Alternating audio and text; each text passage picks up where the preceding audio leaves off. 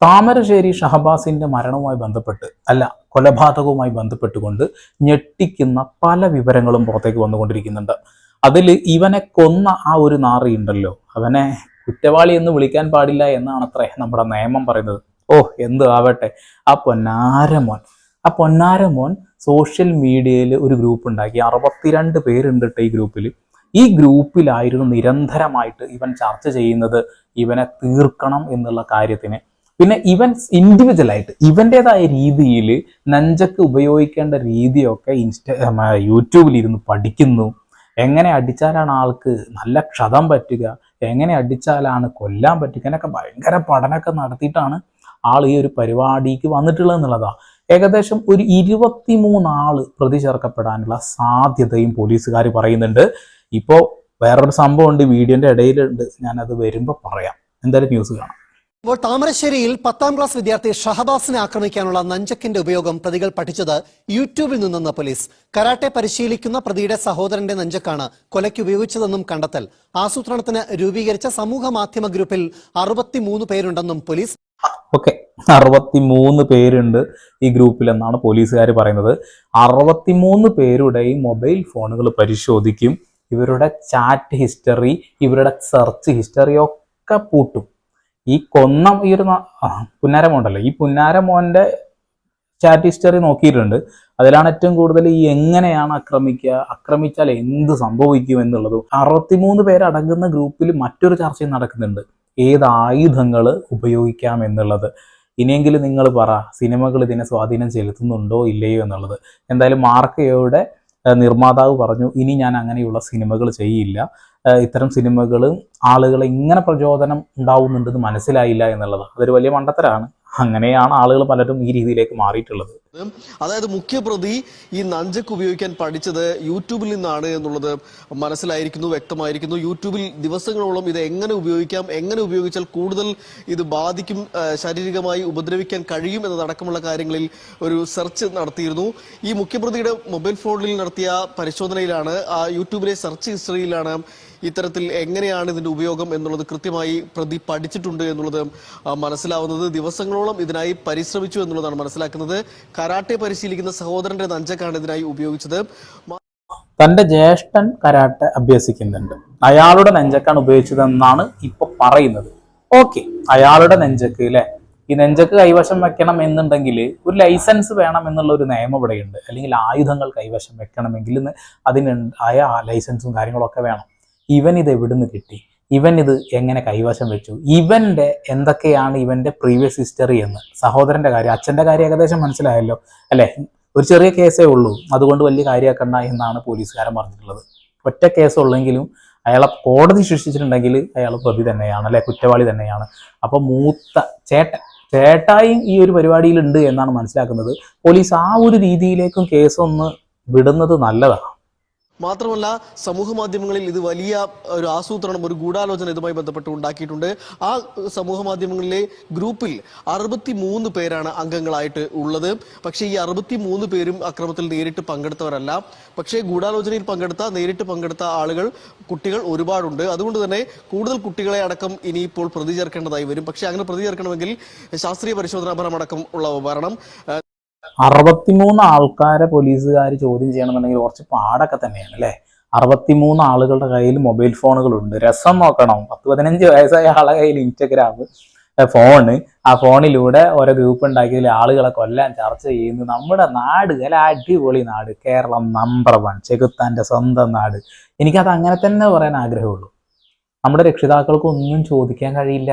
കുട്ടികളോട് എന്തെങ്കിലും ചോദിച്ച നാളെ പിക്കാസ് വന്ന് തല പറയുന്നില്ല, വലിയ മാരകമായിട്ടുള്ള രീതിയിൽ അവരെന്തെങ്കിലുമൊക്കെ നമ്മൾ ചെയ്തുകൊണ്ടിരിക്കും. അതുകൊണ്ടുള്ളൊരു ഭയമാണ്.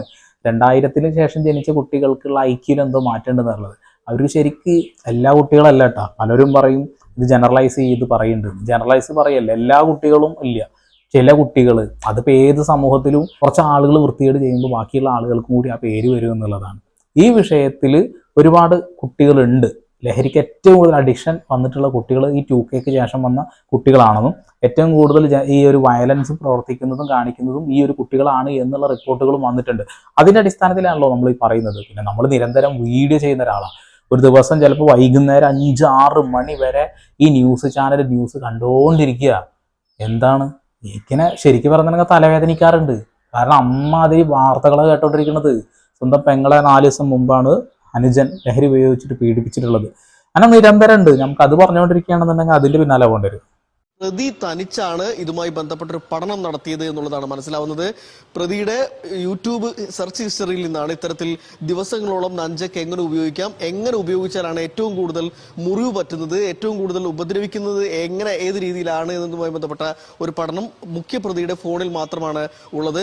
പക്ഷേ ഗ്രൂപ്പിൽ ചില ചർച്ചകൾ നടന്നിട്ടുണ്ട്. ആ ചർച്ച ഈ രീതിയിലല്ല. അതായത് ചില ആയുധങ്ങളുടെ ചിത്രങ്ങൾ ഗ്രൂപ്പിൽ പങ്കുവെക്കുകയാണ് ചെയ്തിട്ടുള്ളത്. ഇതിൽ ഏത് ആയുധം ഉപയോഗിച്ച് വേണം നമ്മൾ മറ്റുള്ളവരെ ശരിപ്പെടുത്താൻ എന്നതടക്കമുള്ള കാര്യങ്ങൾ ഈ മുഖ്യപ്രതി അടക്കമുള്ള മറ്റു പ്രതികൾ അടക്കമുള്ളവർ എല്ലാവരും തന്നെ ചോദിക്കുന്നുണ്ട്.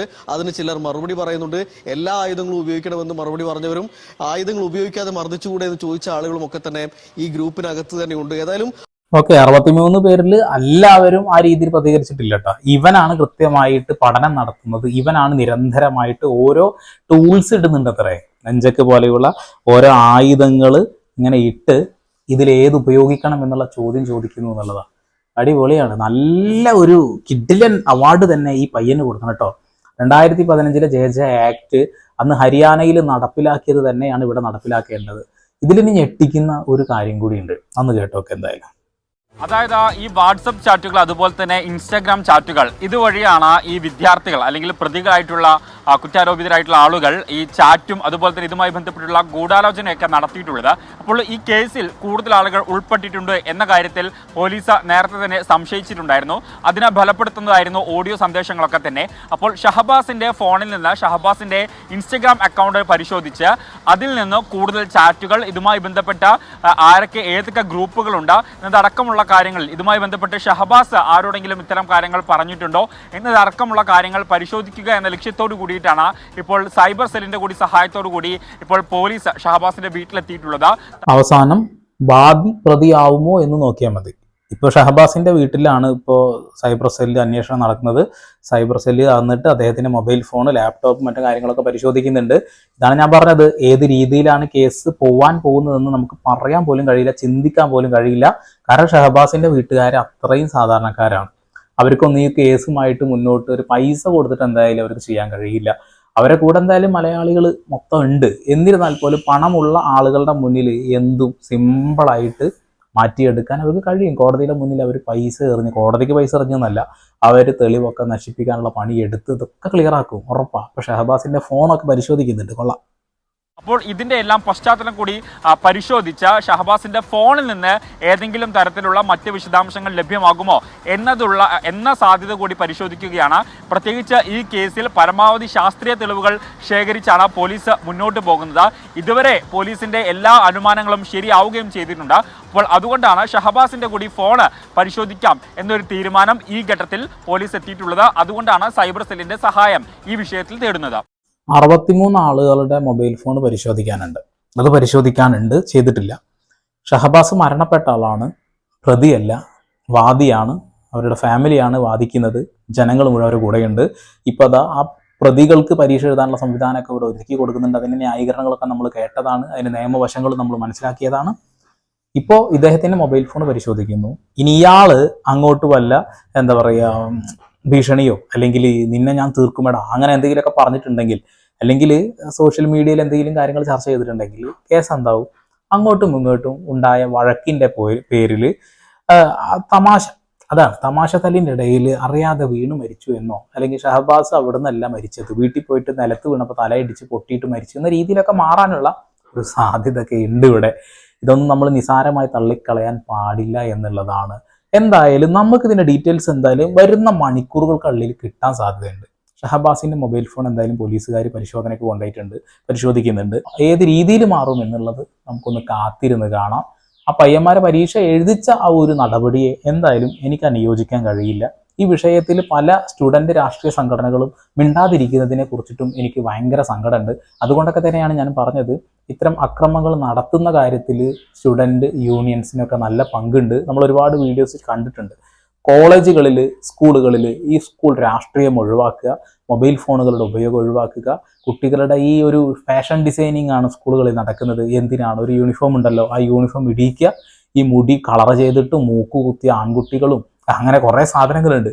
ഇതൊക്കെ അവസാനിപ്പിച്ച് സ്കൂളിൽ പഠനകാലത്ത് ഇങ്ങനെയായിരിക്കണം കേരളം എന്നുള്ള ഒരു നിയമം വരിക. മുടിയൊക്കെ കൃത്യമായ ഒരു യൂണിഫോമിറ്റി കൊണ്ടുവരിക. ഈ മൂക്ക് കുത്തിയ ആൺകുട്ടികളോട് നിങ്ങളുടെ എന്താ അഭിപ്രായം? ഓരോ താല്പര്യം, അവരുടെ സ്വാതന്ത്ര്യം. പക്ഷെ സ്കൂളുകളിൽ എന്തിനാണ് അങ്ങനെയുള്ള കാര്യങ്ങളൊക്കെ? പല്ലിന്റെ ഇവിടെ കുത്ത്, എവിടെ കുത്ത്, എവിടെ കുത്ത്, എവിടെ കുത്തുക, എവിടൊക്കെ കുത്തിക്കെത്തിക്കും.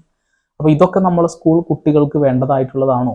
ഇതൊക്കെ ശരിക്കും പറയുന്നുണ്ടെങ്കിൽ അവരുടെ സ്വാതന്ത്ര്യം നമ്മൾ കൂടുതൽ കൊടുത്ത് അവസാനം ഒരു 18 വയസ്സിൻ്റെ ഉള്ളിലെങ്കിലും നമുക്ക് അവരെ കൺട്രോൾ ചെയ്യാൻ കഴിഞ്ഞില്ലെങ്കിൽ പിന്നെ നിങ്ങൾ ചത്താൽ അവരെ കൺട്രോൾ ചെയ്യാൻ പറ്റില്ല. അവർ ചത്താൽ അതെന്താ വെച്ചാൽ ലഹരിക്ക് അടിമയായിട്ട് അങ്ങനെ പോവുകയെ. അതുകൊണ്ട് പറഞ്ഞതാ.